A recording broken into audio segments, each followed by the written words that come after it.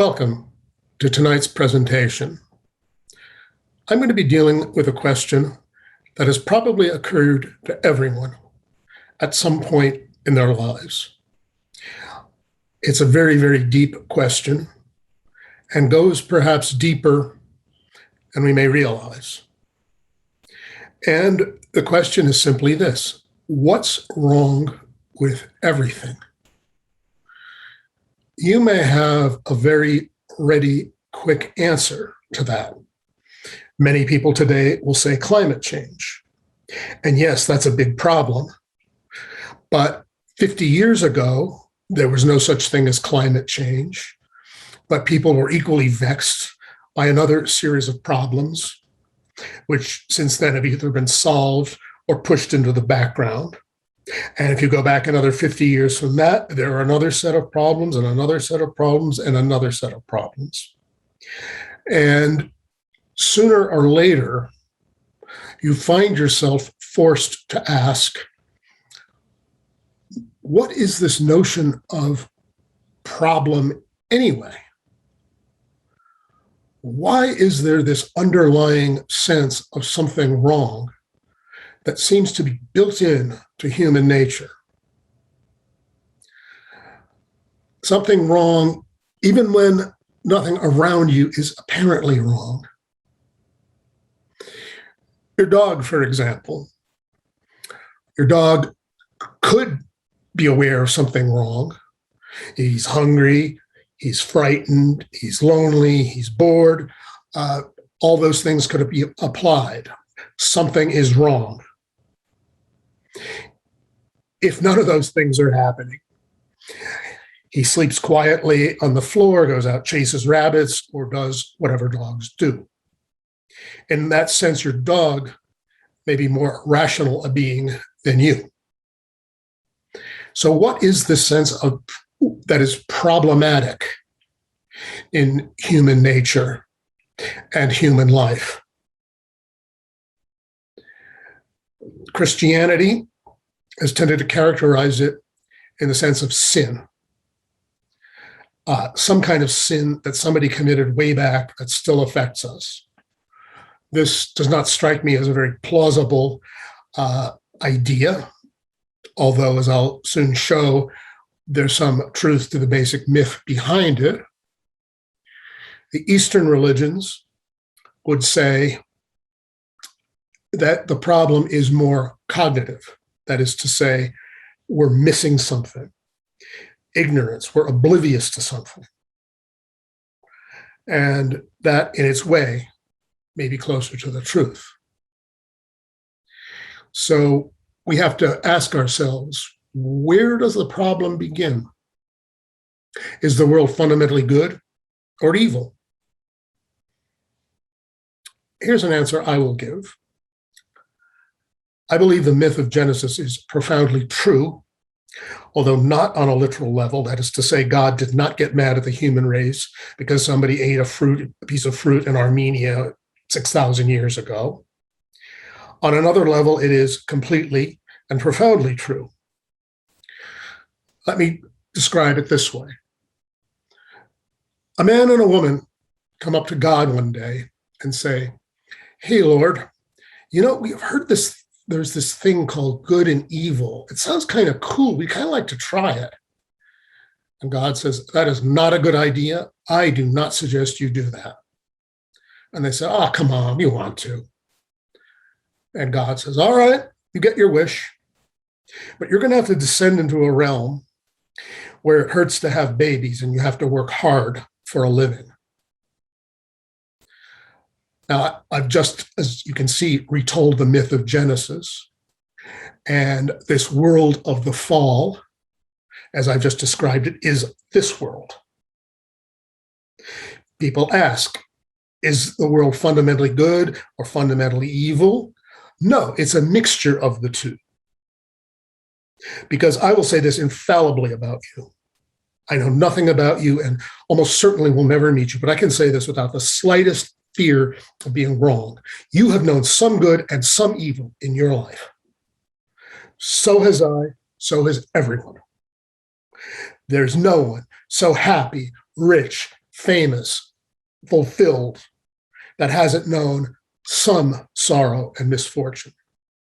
There is no one so miserable, wretched, poor, sick, who has not known some good. Yes, I know the proportions vary wildly, and that is another big topic in its own right. But we have to admit that, in a sense, the world is constituted in a rather profound sense of good and evil.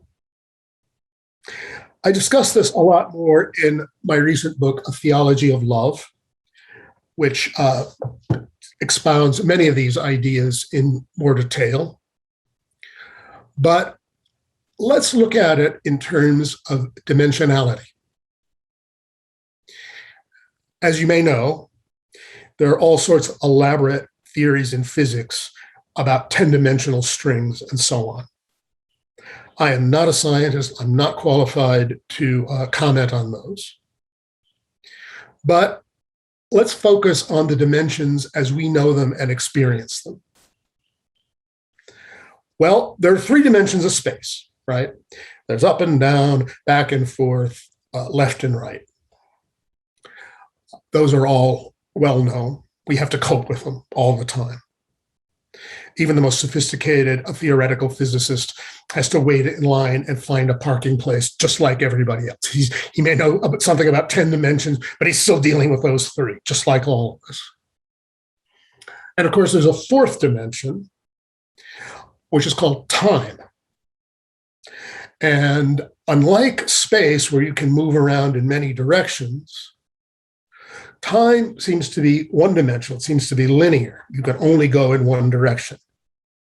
So it's not another number of dimensions, but another single dimension. All that, I think, is reasonably obvious. But one thing we have not put into our picture of dimensionality as yet is movement. And movement, again, does seem to be one-dimensional. You move toward something. You cannot move both toward and away from something, at least not in any kind of conventional reality. So that is the 5th dimension, this direction of movement, in addition to being everybody's favorite 60s soul group, or mine anyway. Well, movement. Why should anything move? What's the point of it? Well, as someone once pointed out, you would not even go up and get into the next room if you did not somehow think you would be better off for it. You have to have a reason for moving in a direction. Sometimes you have a reason for moving away. And what you move toward, again, we're dealing in very simple terms, not in the complexities of human life as we experience it, but in very, very simple dimensional terms. What you move toward is what you perceive as good. What you move away from is what you perceive as evil. So we have 5 dimensions, 3 dimensions of space, 1 dimension of time, and 1 dimension that might almost be called a moral dimension, a dimension of movement, good and evil. This pretty much sums up the basic building blocks of experience as we know it. Everything else seems to be kind of pasted into this grid. And I think this is a very, very brilliant system and a very, very simple yet comprehensive way of understanding the world. It's so brilliant that I wish I could take credit for it, but I didn't invent it. I came across it in the oldest and most cryptic of all Kabbalistic texts, known as the Sefer Yetzirah, the Book of Formation. And it speaks of 10 boundless directions boundless above, the boundless below, the boundless east, west, north, south. It talks in terms of directions, the boundless beginning and end, mentions of time, and the boundless good and the boundless evil. Those are, well, we can say 5 dimensions, but 10 directions, right? And that seems to constitute reality as we know it. And this is the reality that we believe in and we cling to. And we cling to it in a form known as fear of death.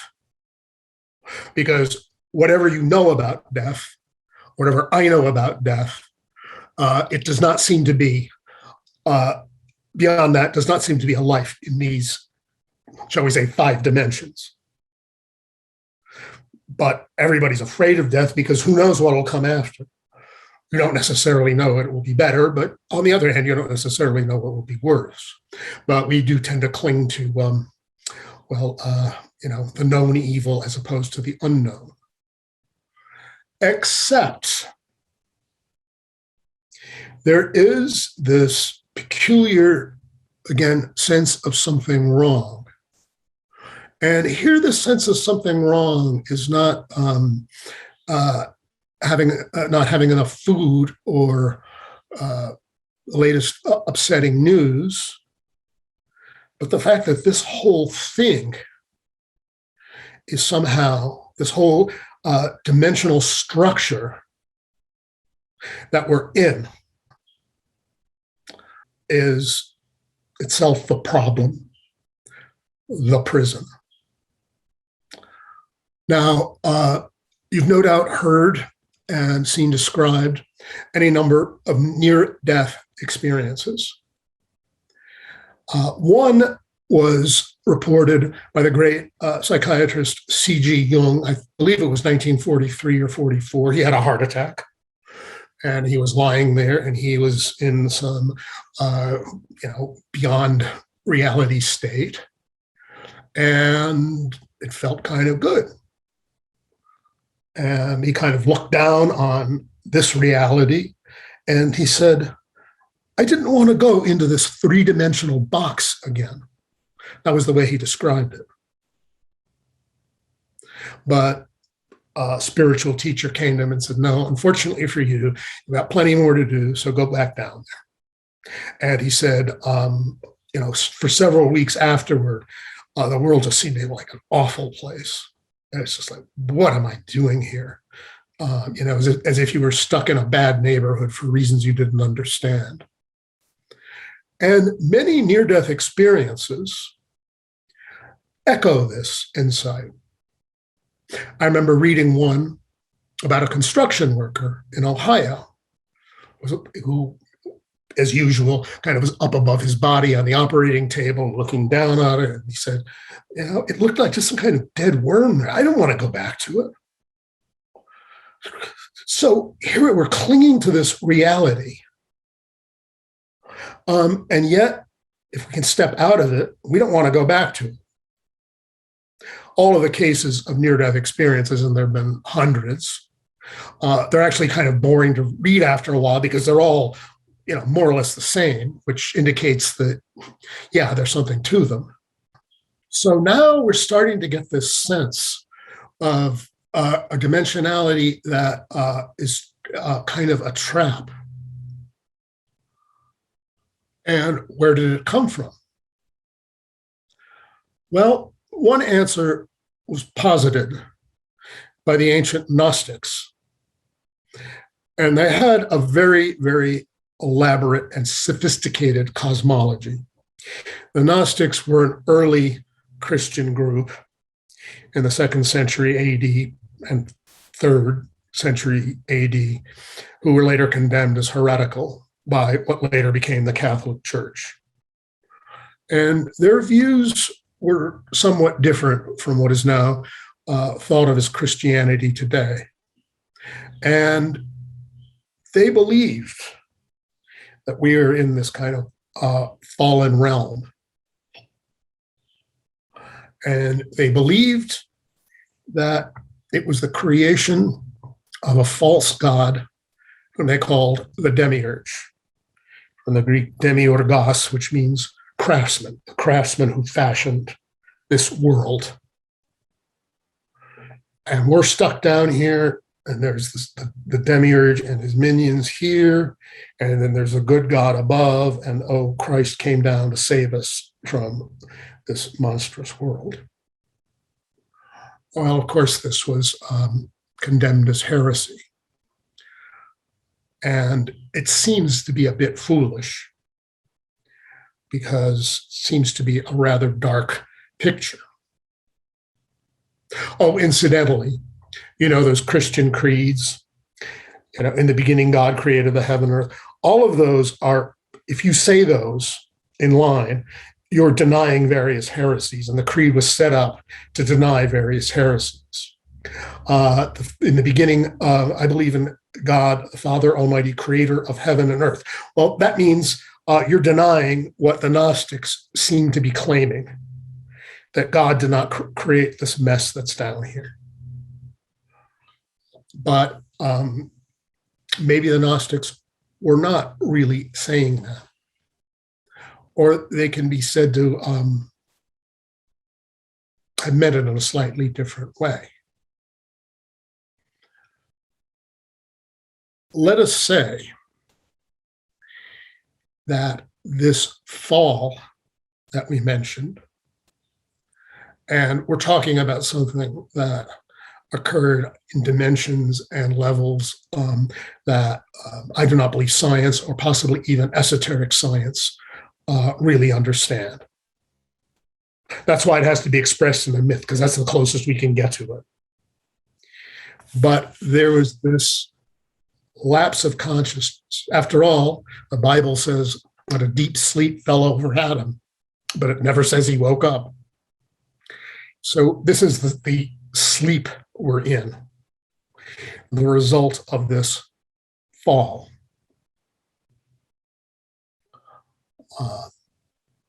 And let's not connect it with sin, because we're talking about, in a sense, just a cosmic obliviousness. Humanity, for reason, and again, these are at a very, very deep level, chose to know good and evil. So it forgot its essential connection with God. It just fell asleep. And in this dream arose these dimensions as I've experienced them, and I've just described them, and as of course you experience them. Now, let us say,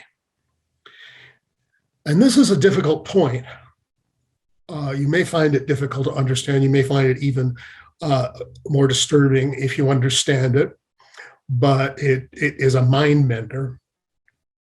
This demiurge is not a god out there. This demiurge is our own cognitive structure. I am not saying the brain because it goes way past even the brain. So neuroscience is not going to help here. You're not going to find a little piece of the brain. But let's put it this way. There is something that you could call the world generator. And I'm calling it that because that's my funny word for it, because there doesn't happen to be a commonly useful term for it in circulation now. But it is the aspect of the mind that constructs a reality out of your experience.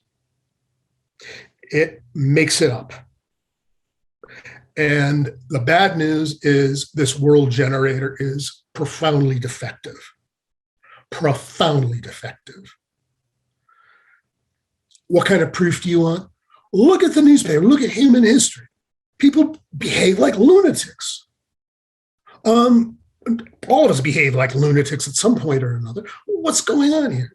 Even in our kind of deluded sense, we know this is all crazy. And yet we persist in doing this. It's because this level of the mind, which, shall we say, chose to shut out its knowledge and connection with God, is just flailing around in blindness.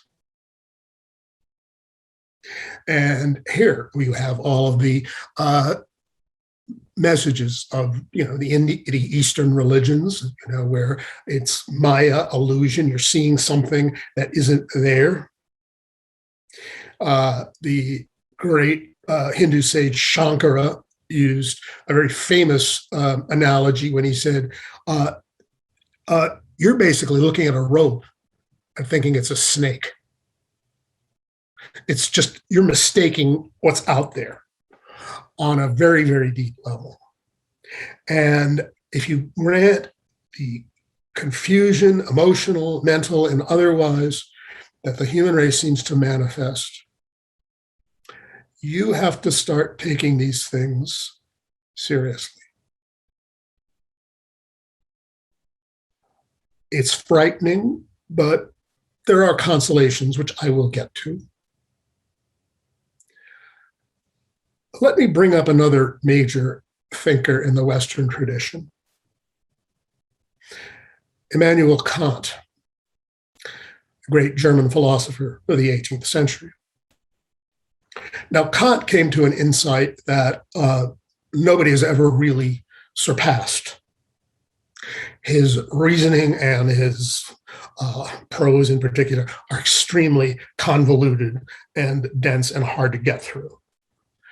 But he's saying that something like what I just said. We are perceiving the world through a certain set of categories. That's just what he called them. Things by which we mentally construct the world in the mind. One of the most famous is causation.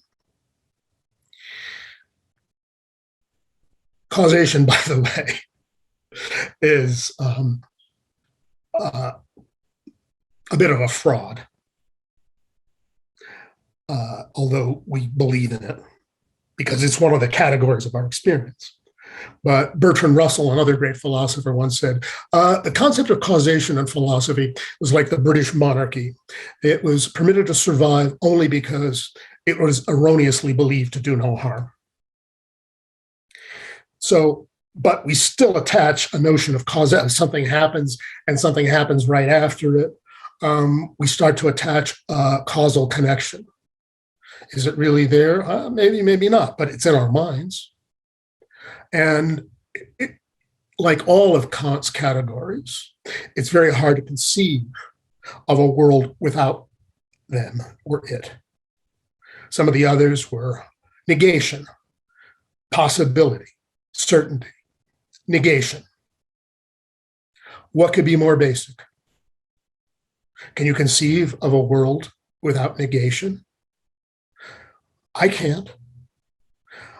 I'm not a great science fiction fan, but I do not believe there's ever been a science fiction work, no matter how fanciful or outlandish or brilliant, that has managed to create an alternative reality where there was no negation, nothing that either is or is not.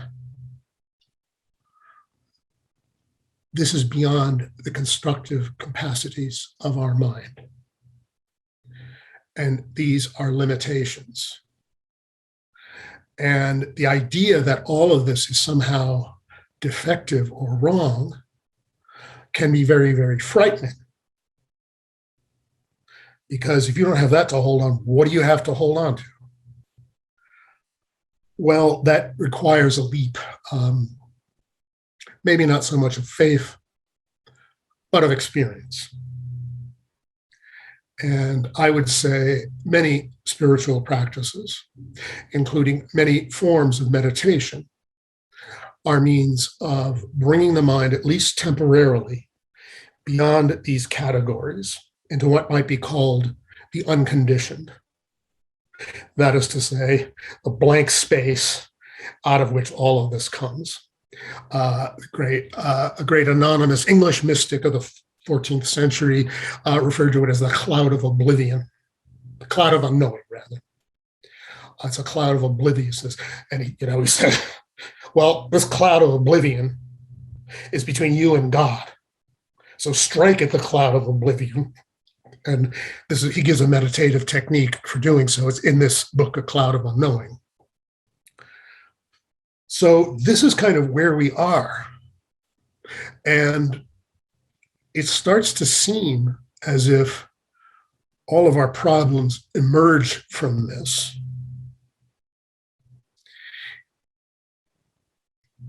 Now, here is another little issue.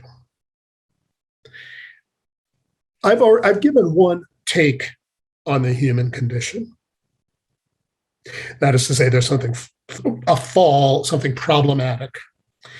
Those of you who are familiar with A Course in Miracles, which is a great spiritual text, will see that it refers to the separation,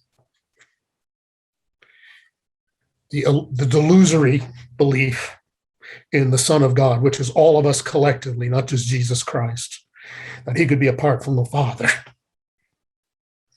And this is, of course, the source of all the mess we're in.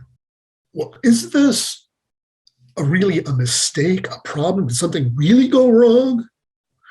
Or, as, for example, Theosophy teaches, it's a long, necessary migration of the monad, the kind of atom of consciousness, into many, many levels of reality, and out of many, many levels of reality back to the source. It takes place over eons, beyond which the Big Bang was basically like last year's New Year's party.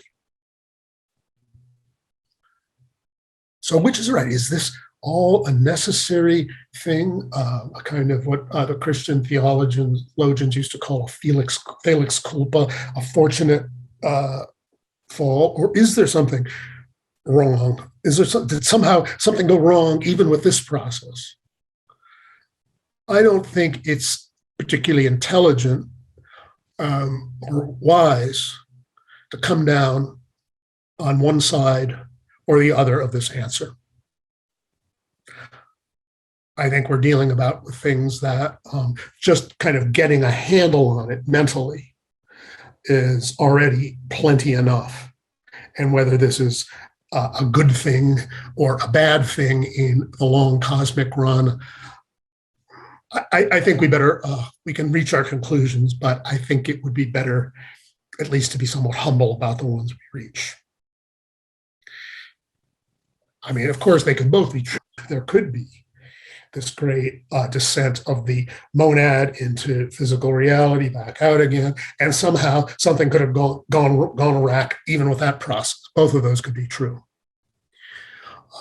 But the answer to which of those is true, whether both of them are true, I think remains a great mystery that is better contemplated than simplistically answered.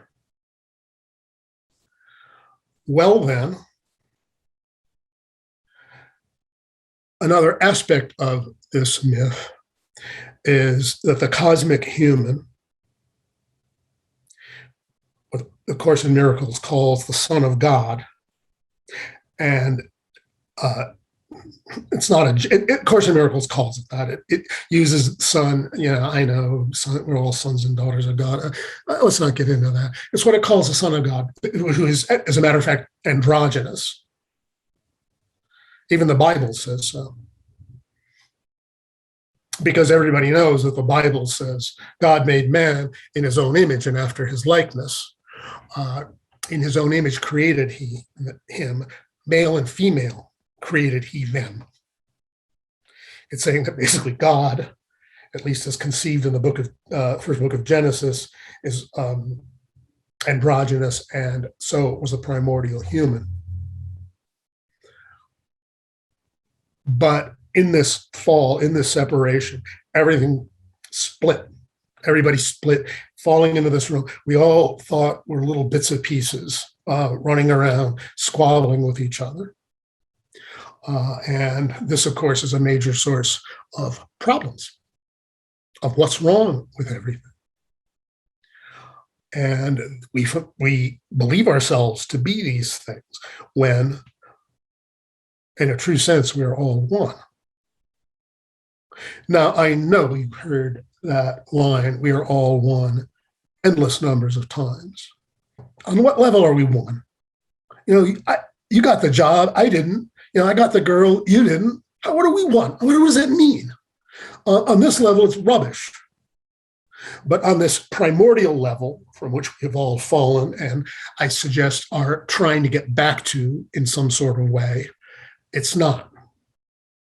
And the fact that we even say we are all one means that we retain some dim intuition of this concept, even if we repeat it parrot-like most of the times when we say it. So yes, we're profoundly one, but we fell down and believed we are many. And this myth is replicated in many, many world traditions. This primordial human in the Kabbalistic tradition is called Adam Kadmon. In the Zoroastrian tradition, it's called Gaia Mart. In Hinduism, he's Purush, the cosmic human. And all of these myths are, shall we say, facets of insight into this major truth, that we are somehow all, well, in my book, A Theology of Love, I liken it to a man who builds a box lined with mirrors on all sides. He crawls into it and he sits around and he sees all these mirrors, all these faces reflected up and down. All these other. Well, he's there long enough, he goes mad. And he starts thinking that all of these individual reflections of himself are independent beings. He makes a sad face and sees someone suffering. He smiles and finds a friend. Later, in a stage of equally advanced, even a more advanced insanity, he sort of latches on and decides he's one of these reflections, and that all the others are different and somehow enemies. And I think that rather bizarre parable is a fairly good idea of our state, shall we say, metaphysically. Oh, notice, by the way, the three-dimensional box comes back just the way Jung mentioned. Well, this isn't the truth. And somebody outside sees this man in this predicament. And this person on the outside realizes that if we pull the lid off the box, the man will just go completely mad. Even more than he already is. So it kind of gently whispers through the box some hint of the truth. The man listens at first, but it sounds even crazier to him than the ideas going through his own head. He may think it comes from one of the faces reflecting off one of these mirrors. But his mind starts to settle a little bit, and he realizes, maybe there's some truth in this. And he settles down a little more, and all of these flailing images in this box of mirrors settles down. And there's a point in which he's sane enough and sober enough to remember he made this box, take off the top, and get out. That could be taken as an analogy of our spiritual predicament. It's not unlike Plato's famous myth of the cave. It's just, of course, another different image. So the question then becomes, how do we do that? Well, I've given one suggestion, which is meditation, because meditation does still the mind. Of course, there are many different forms of meditation with many different objectives, but most of them, I think, are intended to clear the mind down so that it can be a little bit um, see, they can see what's there a little more clearly. The Buddhists' meditations have kind of two poles. One is calmness, or samatha. The other is vipassana, insight or clarity. So you're both calm and clear. You're both totally still and totally aware. This is probably a state of consciousness that will enable you to see past this cloud of illusion, or open it up at least a little bit. Well, now we have to tackle another possibly thornier issue.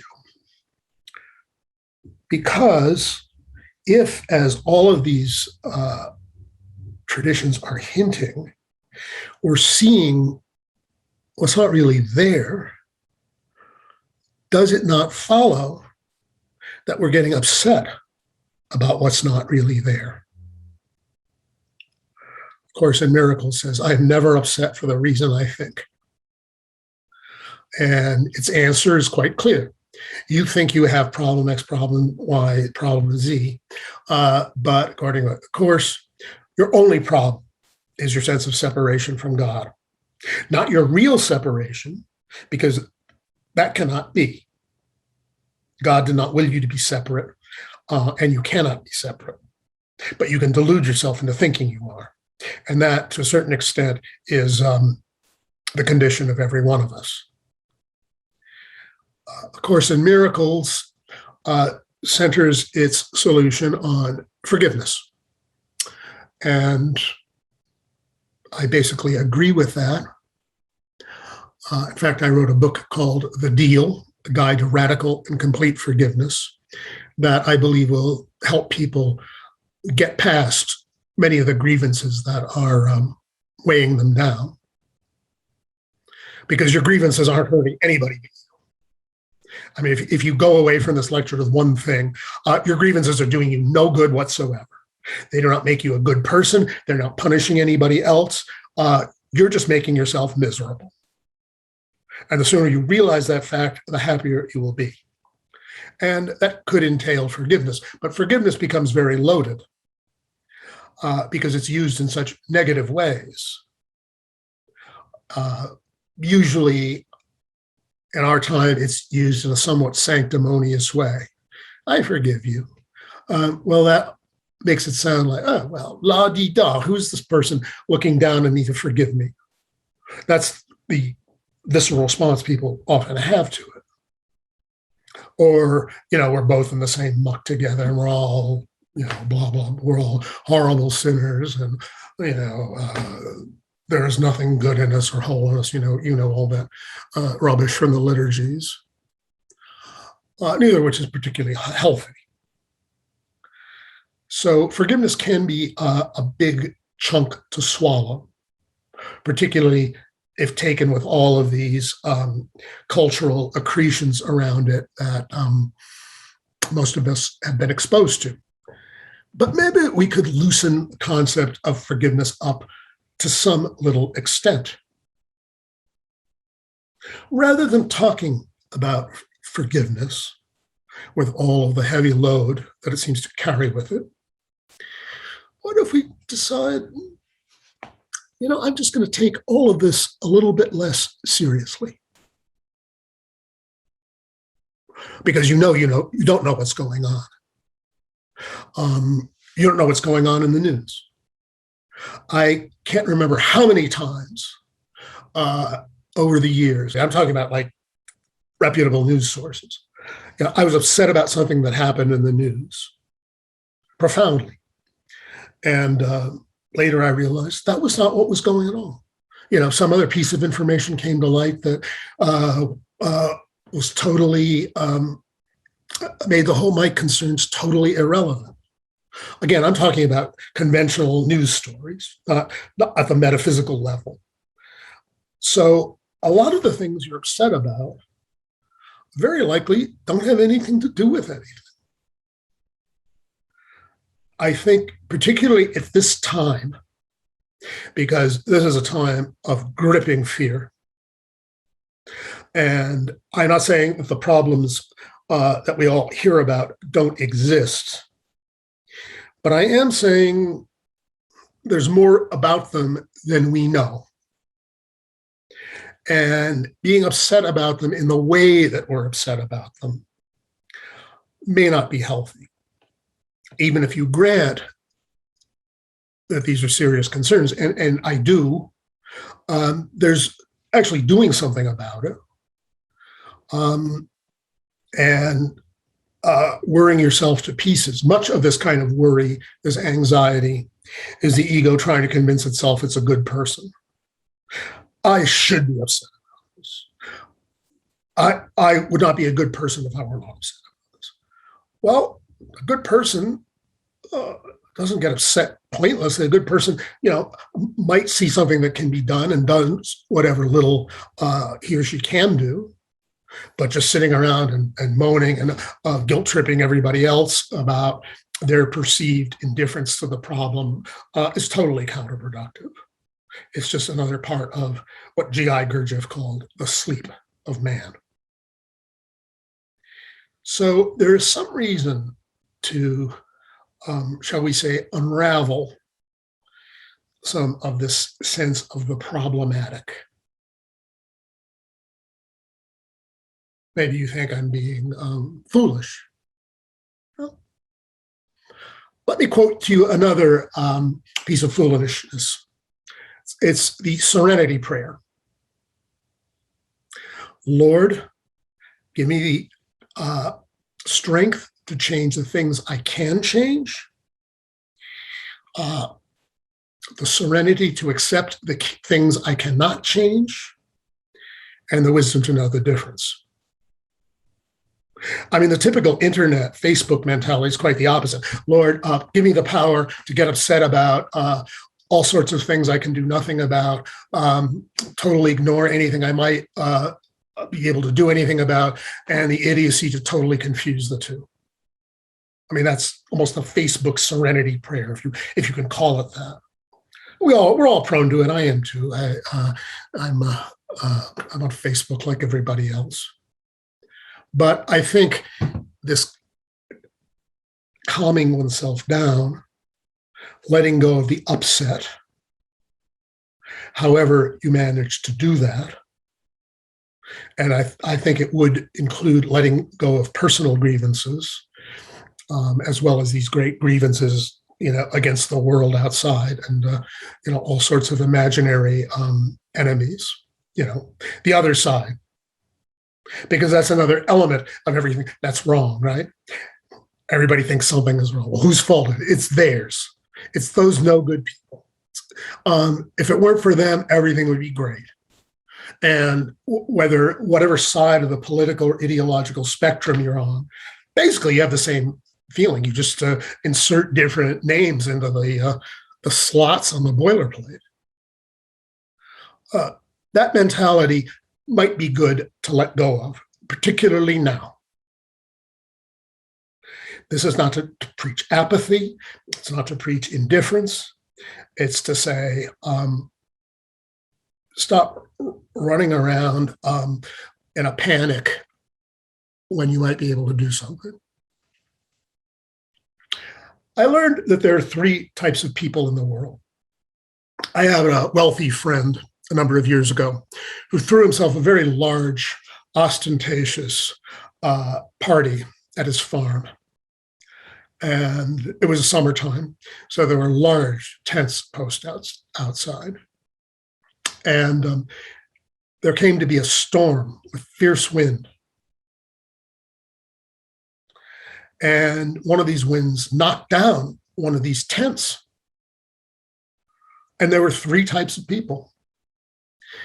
There were the people who were standing inside wondering what the hell to do. There are the people who just got the hell out of there. And there are the third people like trying to hold the posts up so that people could get out. I think that's a reasonably accurate way of determining basic characteristics of the human race. It's kind of like the key to your character. Who would you be in this situation? I think it would be best not to be running around in a panic, but might actually find a way. Well, maybe I can hold one of these fence posts up. Maybe I can't hold it up all the way or by myself, but I can do a little. And I think that attitude is much more powerful and useful than this sense of neurotic problematicness that afflicts us all. And as you can see, it goes from very deep cosmic levels of what the Hindus call Maya, what the Buddhists call samsara. This basic sleep out of which everything arises, all the way down to practical problems and concerns. So I think what is most useful now is to get your bearings and to center yourself, however you do that. You don't want to be like the Conservative Party in Britain. Someone quipped about the Conservative Party. The Conservative Party never panics except in a crisis. And there are plenty of people like that. How do you center yourself? How do you still yourself when a lot of terrible things go on? Well, that is, there are many ways of doing that. Meditative practices, prayer, whatever. I'm not really here in this particular instance to share these particular techniques.